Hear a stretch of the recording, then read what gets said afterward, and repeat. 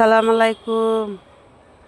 দেখেন আমার গাছের কি অবস্থা। বৃষ্টিতে গাছগুলো সব হেলে পড়েছে, গাছের কোনো হাল নাই। সবগুলো গাছই আমার কি অবস্থা দেখুন, সবগুলা গাছের অবস্থা খুবই খারাপ। যে ড্রাগন গাছে ফুল এসেছে, ওই যে ড্রাগন গাছ, এই যে ওই যে ড্রাগন গাছের ফুল।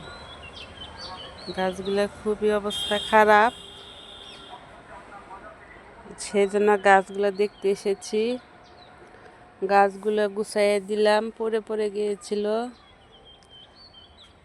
আপনারা ভালো থাকুন, সুস্থ থাকুন।